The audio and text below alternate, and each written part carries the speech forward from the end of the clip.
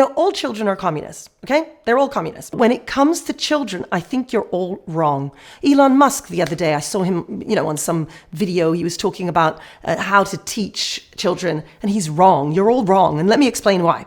I want to tell everybody watching and listening, the Michaela School is not a selective school, and that means anybody can go there. And see, usually schools perform well if they hyper-select their students, because it's easier to teach, let's say, kids that have been screened for IQ and conscientiousness. But you take everybody, and yet your students hyper-perform on their examinations. And so explain that in a little more detail, because that really pulls the rug out from underneath your detractors, except the ones who don't believe in objective merit. Yeah. I mean, it's interesting because you hear strict, and of course, it lies with lots of people. People think tyrannical and unhappiness and so on. I always say that strict is immersed in love. And when you're strict with children, it means you love them enough to keep your standards high for them.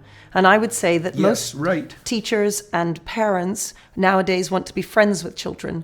And they don't know that their duty is to have children rise up and meet them where they are, and to demonstrate to them over and over again what virtuous behavior is, so that they too can learn to be virtuous.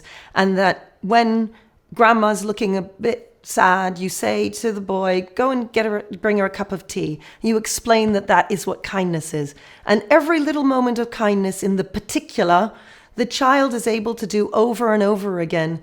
There's no point in telling children, be kind. I mean, you can tell them, but they won't understand what that means. They need to see examples and non-examples. So the cup of tea is an example, but then their brother hits them because he wants to take the toy, and that's an example of unkindness. And you would say, well, that was unkind and this is kind.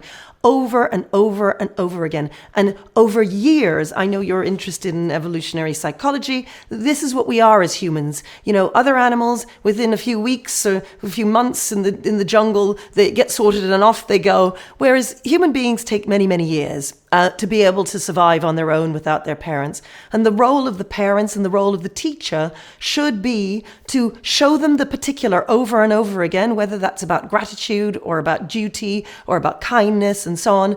And then eventually they can move that to the abstract, and they'll understand what kindness is, having seen the particular of examples and non-examples so many times. But sadly, I think that people generally don't understand that about children. And so, for instance, I know I've often said to you, when you came to the school, I said to you, you never talk about schools. And you said, oh, it's true, I don't really talk about schools. And I said, yeah, well, you should talk about schools because they're the most important institutions in any country. Yes. Because children are the future. And so when all of you guys, and when I say guys, I mean they're women too, like Barry Weiss or Megan Kelly or John McWhorter or Glenn Lowry and all these people who I have huge admiration for all of you. Nobody ever talks about schools. Nobody ever talks about the importance of our education system. And then what you all do is you talk about what's going on in the universities and you say, oh my goodness, how come these young people think as they do? And how come we've got all of these marches and so on and so forth, things that are happening? And we think, how come they're not thinking about stuff in the way, why haven't they developed critical thinking? She makes a really good point. When you look at the people who make it into college these days, there's got to be something wrong with the school system. And this is where I sort of have a bit of a bugbear with you. And I want to say to you, I want to explain why I think, not just you, all these people I have huge admiration for, Jonathan Haidt, Abigail Schreier. I read all of your stuff and I love it. But when it comes to children, I think you're all wrong. Elon Musk, the other day, I saw him, on some video, he was talking about how to teach children, and he's wrong. You're all wrong. And let me explain why. The fact is, you're all wondering why it is these students at university don't think in a critical manner. And then what you all say is, what we need to do is teach them how to think, not what to think. But you're wrong. We need to teach them what to think, okay? Because what's currently happening is we are teaching them how to think. And what does that mean? In fact, I should ask you, when you all say things like that, teach them how to think, what do you mean? Well, we mean with this Peterson Academy that I'm putting forward is that we don't want a university, and I'm speaking specifically of universities, to be an ideological propaganda factory. And so really it's a dig at the radical left. Okay. And then I would also say I'll say two things in response to the other things you said. I have talked privately with any number of government officials, especially on the Republican side, about the absolute catastrophe that's unfolding in the K through 12 system. And one of my dreams, and you can tell me what you think about this, is that I think that the right to teacher certification should be taken away from the faculties of education. Okay. Because I think they have done a job that's so abysmal that it's almost indescribable. And I've talked to plenty of Republican governors about this, and it's one of my lifelong ambitions. Yes, no, I agree. We'll 100% agree on that. Teacher training institutions are a disaster.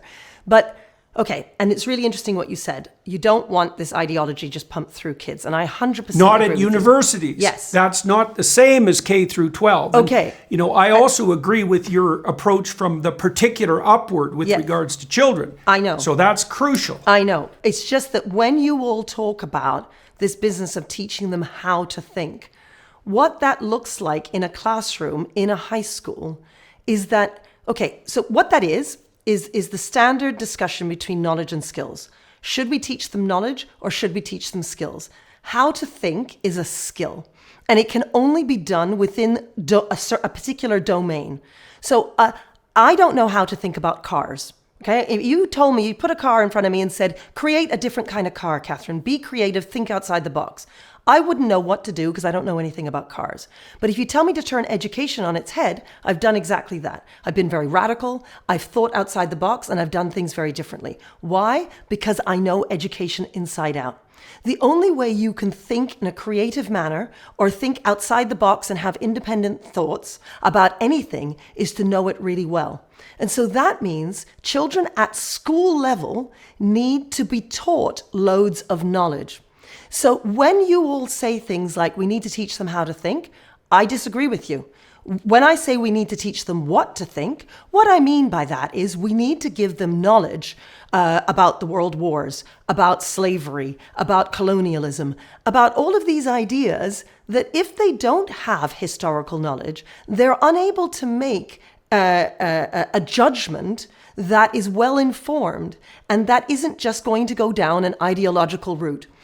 All children are communists, okay? They're all communists. When you talk to them, they're all communists because when they hear about communism, they go, you mean everybody is going to have equality? You mean we're going to share? And then, everybody poor and rich doesn't happen anymore. Everybody's just the same. That's lovely. And the reason why children are all communists is because they're naive. They're vulnerable and it sounds nice to them. And so that's what they go for. They don't have enough knowledge or enough wisdom to be able to make correct decisions. That's why, for instance, we ban alcohol, we ban cigarettes. I believe we should ban smartphones. Whoa there, ban smartphones? Are you trying to start a revolution? That's supposed to be my job.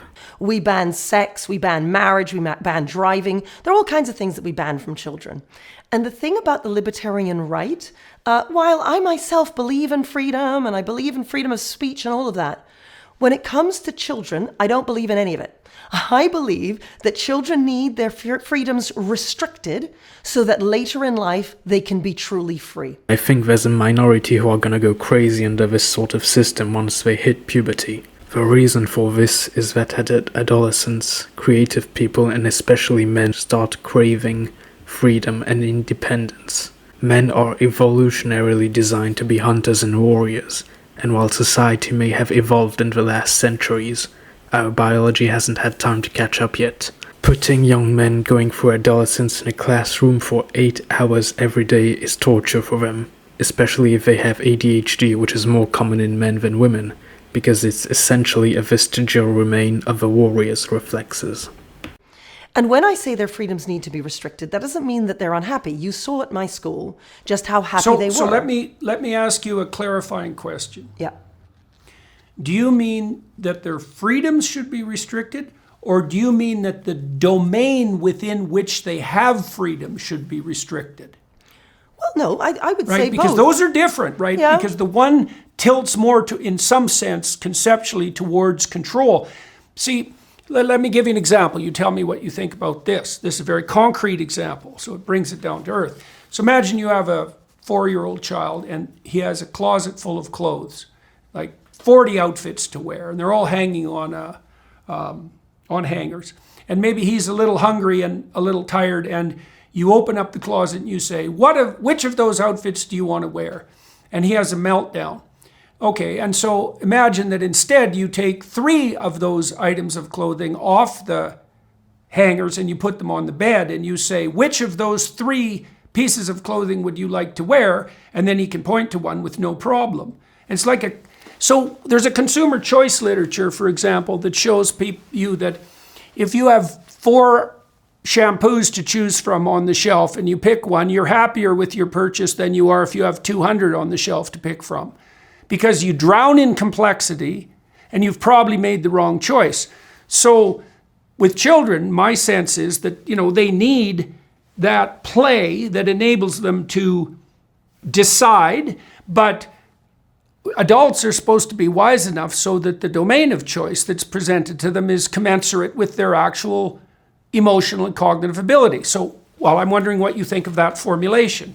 Yeah, I don't think the 4-year-old should be choosing at all. I don't. I think you're in a rush. You need to get him to school, get him in his clothes. Well, yes, there's that. Right? And sometimes there's I'm in the times supermarket, when that's the case. I'm in the supermarket and I'm watching parents say, darling, what would you like from the freezer to eat? And I'm looking at them thinking, why are you asking them? Just take what you want, put it in the basket and go. You've got a life. Like these children who are the center of the world, we need to ask them what they think about everything. We have to ask them, what would you like to eat? Put the spinach and broccoli in front of them and tell them to eat it. And that's what we do at Michaela. They have one choice. They don't have any choice at lunch. They all eat the same thing. And we call it family lunch, and you had lunch with the children. Why? Why do we call it family lunch? Because it's like family dinner. And what used to happen at family dinner? I have to say, I don't think this happens anymore in many households because everybody's on their phone or their iPad and they take their plate of food and they go and sit in their bedroom. But what should be happening is that you sit around a table and that you all serve out the food and you're all eating from one pot of food. And if you don't like it very much, well, you suck it up because that's what it is to be a child, okay? And you learn how to eat different foods because your parents don't let you to get away with this idea of I'm a free human being and it's against my human rights and I should be able to eat what I want. No, you shouldn't be able to eat what you want. You're a child. Now, look, that's why people call me strict, but it's because I love them that I think we should be doing this. Because by doing that, we teach them how to become adults. Be communal. And you talk about exactly. She's right about that. Family dinners are something desperately missing for most of this new generation. And it's not just about teaching them to eat their greens. Eating together may sound simple, but it actually is one of the most important human interactions you can possibly have with someone else. The sharing of food is such a deep and ancient ritual. It is imprinted in every religion that exists. It's as old as humankind because it is one of the reasons we were able to evolve into humans. When we mastered fire, we also learned to share tasks. Men will hunt, women will take care of children and cook, and we will all share meals together. And over thousands of years, this allowed us to develop more space for our brains and get smarter. What is 85 plus 25? Oh my gosh. 25, 5, 10, 8, 4, 5, 6, 60? Well, kinda. You say how you don't want children, you shouldn't bring up children who you're going to dislike. Well, the more choices and the more freedom you give them in that sense, the more you're going to dislike them as adults. I mean, the fact is, you cannot be friends with your children when they're children and be friends with them when they're adults. You have to choose. And you should not be friends with them when they're children, because otherwise you're not going to like them when they're adults. You are in a position of authority, and you should be molding your child and helping him with his moral formation and giving him knowledge. And the school should be doing both as well, both moral formation and giving him knowledge. And where I worry about the libertarian right is the freedoms that they enjoy amongst adults, they then impose that on children, or they don't realize that that's what they're doing. And then they think, oh my goodness, but why is it all these students at university are behaving the way that they do? It's because the schools have not taught them what to think. When I say what to think, giving them the facts about the various the world wars, giving them the facts about the history of their country, making them feel as if they belong in their country and that their history belongs to them, that the geography of their country is taught to them. If, on the other hand, the school is convinced that actually what they need to do is teach them how to think, and then nobody can agree on what that looks like because it's a skill, and outside of its domain of knowledge, it cannot be taught independently. It's impossible. All you can do is give children knowledge. You see, what those skills are is actually bits of knowledge. And when you give them lots of bits of knowledge about, say, the Second World War, they are then be able to piece together what they think of it. Now, the problem we've got nowadays is that the schools are teaching them with a particular ideology in mind. So in Britain, for instance, I see very much that history lessons in schools, they will be teaching about how the British were really racist and how the Indian soldiers who were fighting for Britain were treated very badly. And you know what? I'm not even saying that isn't true. But when it comes to secondary school children who might have 1 or 2 lessons a week in history, and they're only going to have it for a few years, shouldn't the focus be them knowing 1914 and 1918? Shouldn't the focus be them knowing about Hitler in the Second World War? I mean, there are certain facts that the children, they've never heard of the Battle of the Somme. They've never heard of the details of the various key battles in the First World War and the Second World War. And they've never heard of them because they're too busy being taught stories that are ideological, which will convince them that the British, for instance, are racist, or convince them that there were various important female characters in our historical history, and that's what matters. And of course, Elizabeth I, absolutely. But there are other people that are brought forward as being very important when they're not so important, but because they're taught through an ideological lens, which is 2024, as opposed to teaching them the basics of their own history so that they can feel that they are British.